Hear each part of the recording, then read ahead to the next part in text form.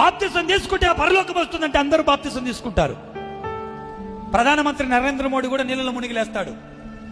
Simple గా Chandrababu Bible పట్టుకున్నట్టు Narendra Modi Bible పట్టుకున్నట్టు అందరూ పట్టుకుంటారు. బైబిల్ పట్టుకుంటే బతుకులు మారవు, రంగులు మారిస్తే బతుకులు మారవు.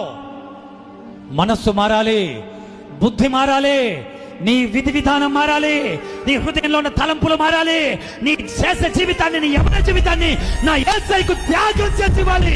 ఇదిగో ప్రభువా, ఈ గతాన్ని, ఈ శరీరాన్ని పవిత్రంగా నీ కోసం ఇస్తున్నా, నన్ను ఎలా వాడుకోవాలనుకుంటున్నావు వాడుకొని ఈ పవిత్రమైన జీవితాన్ని బీడీలు తాగకుండా, సిగరెట్లు తాగకుండా, అబద్ధాలు ఆడకుండా, వ్యభిచారం చేయకుండా, చారత్వం చేయకుండా, దొంగతనాలు చేయకుండా, మోసాలు ఆడకుండా, స్వార్థం ఉండకుండా పవిత్రమైన జీవితాన్ని, పవిత్రమైన మనసులో పవిత్రమైన శరీరాన్ని దేవునికి ఇచ్చే దమ్ము నీకుంటే నిన్ను హెచ్చించే దమ్ము నా యేసయ్యకుంది.